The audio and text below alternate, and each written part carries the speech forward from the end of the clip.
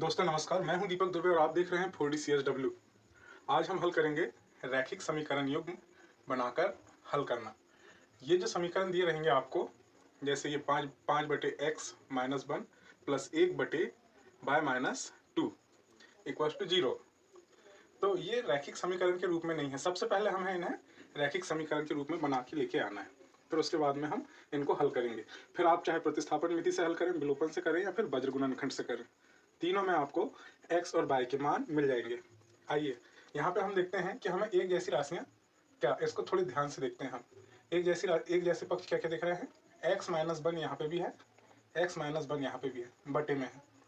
यहाँ पे y-2 है, यहाँ पे भी y-2 है। तो कर लेते हैं इस पर 1/1 का गुना। सबसे पहले मान लेते हैं यह है समीकरण 1 और समीकरण 2। ठीक, रैखिक समीकरण के जब भी आप लोगों को क्वेश्चन दिए जाए तो सबसे पहले आप उसको समीकरण मान लें, समीकरण 1 और समीकरण 2। इसमें हम कर लेते हैं पहले समीकरण 1 से। समीकरण नंबर 1 से समीकरण 1 क्या है हमारे पास में, 5 के बटे में x - 1 प्लस 1 के बटे में y-2 इक्वल्स टू 2। हम इसके हर एक पक्ष में 1/1 का गुना कर देते हैं। ठीक, 1/1 का गुना कर देते हैं। ठीक, तो क्या हो जाएगा, इसको यहाँ लिख लेते हैं हम। गुना करते हैं तो 5, फिर यहाँ पे बटे 1, फिर यहाँ पे हो जाएगा आपका 1/x - 1। ठीक, अब आपने यहाँ पे क्या किया, 1/1 का गुना इस वाले पक्ष, यहाँ पे भी किया, इस वाले पद में भी किया, इस वाले पद में भी 1/1 का गुना किया और इसमें भी 1/1 का गुना कर देते हैं, है ना। तो समीकरण में किसी प्रकार से कोई बदलाव नहीं आएगा। 1/1 मतलब 1 होता है, 1 में 1 का भाग देंगे, 1 ही आंसर आएगा, 1 बार ही जाएगा। ठीक, तो हमने इनको 1/1 से भाग कर दिया, गुना कर दिया है ना। अब ऊपर की संख्या का गुना ऊपर की संख्या से, नीचे की संख्या का गुना नीचे की संख्या से। तो हमने ठीक वैसे ही किया। अब 5 को आगे लिख लिया। अब जैसे मैं 1 गुणित 5 लिखूं या 5 गुणित 1 लिखूं, हर स्थिति में आंसर तो 5 ही आना है। ठीक, तो मैंने इसको आगे लिख लिया है, इसको पीछे लिख लिया। अब यहाँ पे फिर से प्लस दूसरे वाले पद में आते हैं, 1/y-2। अब यहाँ पे 1/1 का गुना करेंगे तो कोई फर्क नहीं पड़ेगा इसमें, है ना। यहाँ पे राशि थी इसलिए हमने इसको ऐसा कर लिया। ठीक, इसको मान लेते हैं हम समीकरण नंबर 3। ठीक, ऐसे ही हम कर लेते हैं समीकरण 2 के साथ में भी। समीकरण 2 में 2 से, इसमें भी 1/1 से हर पद में गुना कर देते हैं। ठीक, हर पद में हम इसमें 1/1 से गुना कर देते हैं। पहले पद में 1/1 से गुना करना है। पहला पद है हमारा क्या, 6/x - 1 ऋण 3/y-2 गुणित 1/1 बराबर से 1 गुणित 1/1। ठीक, अब इसमें भी ऐसे कर लेते हैं, ये 6 पे इधर लिख लेते हैं और यहाँ पे 6/1 गुणित यहाँ पे कर देते हैं ऐसे। तो अब यहाँ पे 1 लिख देते हैं, x ऋण 1। ठीक, ऐसे ही ऋण। अब इसमें भी 3/1 को ऐसे कर देते हैं और यहाँ पे 1/y-2 बराबर से 1 ही हो गई। ये समीकरण 4। ये समझ में आया आपको। अब इसके बाद में माना कि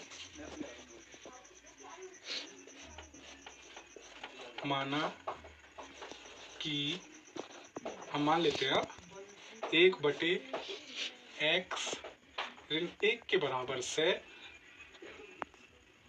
a है। तथा 1/2 के बराबर से b है, तब क्या होता है समीकरण 3 से?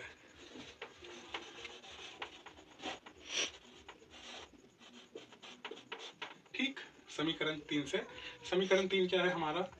5 है ना बटे 1/x मतलब a है ना, a, फिर आगे प्लस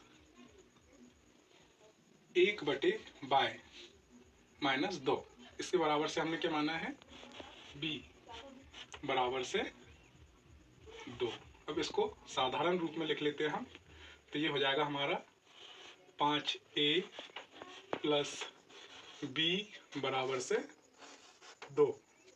ठीक, अब आगे हम देखते हैं समीकरण 4 से। यहाँ से मैं ऐसे लाइन बना देता हूँ कि आपको समझ में आ जाए। समीकरण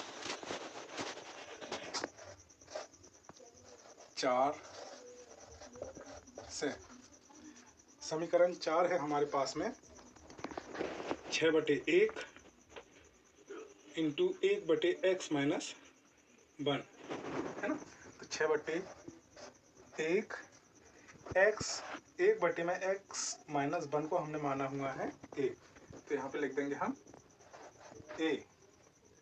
अब समीकरण 4 में दूसरा पद है ऋण 3/1, हमने 1/y माइनस 2 को माना हुआ है b। ठीक, और 4 में क्या है? बराबर से 1। अब इसको साधारण रूप में लिख देते हैं 6a minus 3b equal to 1। ठीक,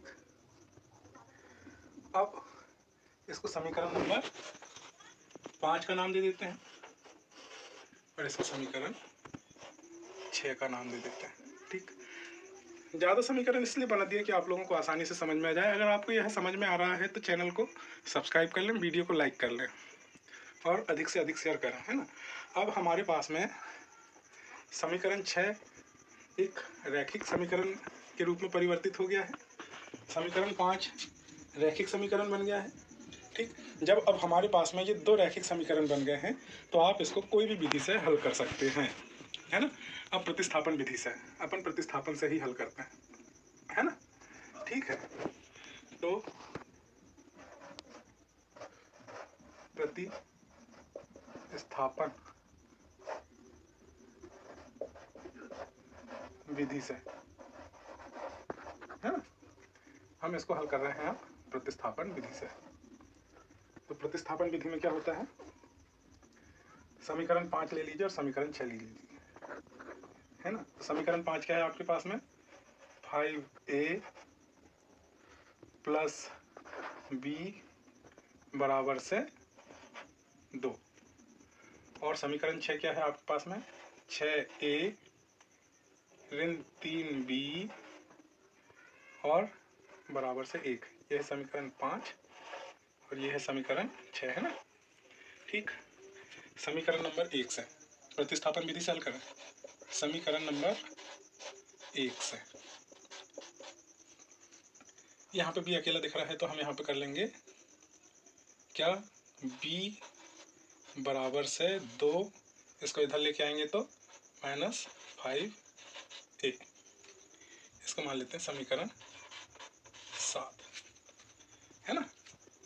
अब इसका मान समीकरण 6 में रखने पर b का मान समीकरण 6 में रखने पर, दोस्तों मैं आपके लिए ऐसी वीडियो लेके आता हूँ जिनमें कि आप बहुत आसानी से इनको समझ सकते हैं। मैं आपको एक एक लाइन को ऐसे डिस्क्राइब करके बताता हूँ। आप लोगों से निवेदन, इतनी मेहनत के लिए चैनल को सब्सक्राइब कर लें, वीडियो को लाइक कर दें। अब हम समीकरण 6 ये इस वाले समीकरण में मान रख देंगे b का, तो 6a माइनस 3, है ना। b का मान क्या है हमारा? 2 माइनस 5a बराबर से 1। 6a ऋण 3 का गुना 2 से होगा, 6 ऋण का ऋण और ऋण धन। अब ये हो जाएगा 5 × 15 a के बराबर से 1।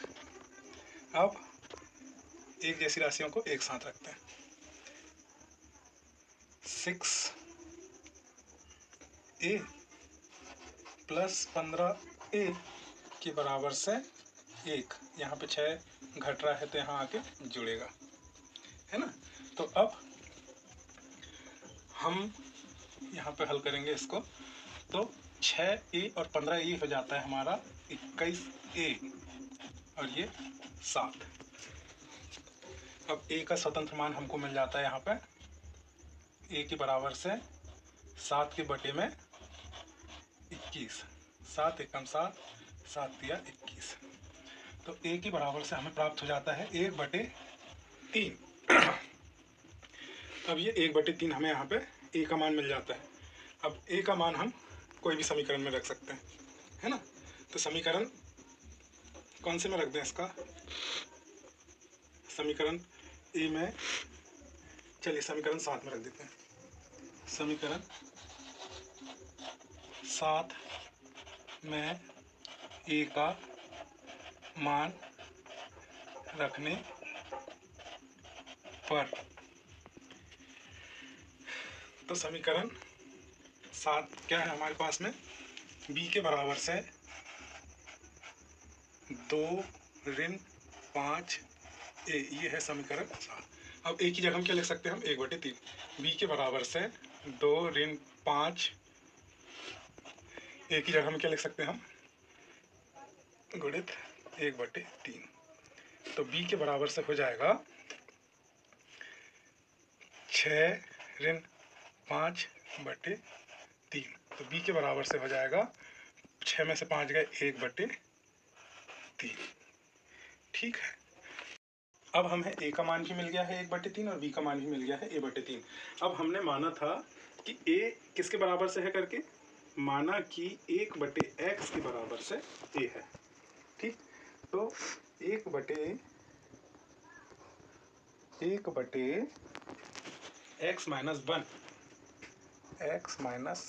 के बराबर से, फिर से एक लाइन बना देता हूँ कि आप लोगों को समझ में जाए, हमारे पास जगह थोड़ी सी कम है। इसके बराबर से हमने माना था a। अब हम यहाँ पे मान रख देते हैं a का, जो कि हमको निकल के आया हुआ है 1/3। ठीक, अब 1/x ऋण 1 के बराबर से a का मान आया था 1/3। इसका पक्षांतर कर 3 इधर और इधर x - 1, यहाँ भाग हो रहा है, यहाँ आके गुना हो जाएगा, यहाँ भाग हो रहा है, यहाँ आके गुना हो जाएगा। ठीक, अब इसको इधर कर देते हैं। अब x में से 1 जा रहा है तो यहाँ पे जुड़ जाएगा। तो इस प्रकार से x का मान हो जाएगा हमारे पास में कितना? 3 और 1 4। ये ही हमारा x का अभिष्ट मान है। ऐसे ही हमने यहीं पे माना था कि 1/y-2 के बराबर से b होता है करके। क्या माना था? 1/y-2 के बराबर से b होता है करके। तो ठीक, अब यहाँ से हम और हल कर लेते हैं। क्या माना था हमने? 1/y-2 के बराबर से b है ना। अब हम यहाँ पे भी b का मान रख देंगे। 1/y-2 बराबर से b के बराबर से हमने लिया हुआ है 1/3। इसको भी इधर पक्षांतर कर देते हैं। 3, इसको इधर y-2, 2 को इधर लेके जाते हैं। 3 धन 2 बराबर से y, मतलब y बराबर से 5। ये हमारे y का अभिष्ट मान है। तो दोस्तों, आशा करता हूँ कि यह वीडियो आपको पसंद आई होगी। ये पूरी विधि अगर आपने ध्यान से देखा है तो मेरा दावा है कि ये आपसे बन जाएगी। तो दोस्तों, मेरे पास में सब्सक्राइबर्स भी कम है और व्यूज़ भी कम है, तो यार मेरे लिए कम से कम चैनल को सब्सक्राइब कर लें, और अगर विधि पसंद आ रही है तो अपने दोस्तों में भी शेयर कर लें। जय हिंद।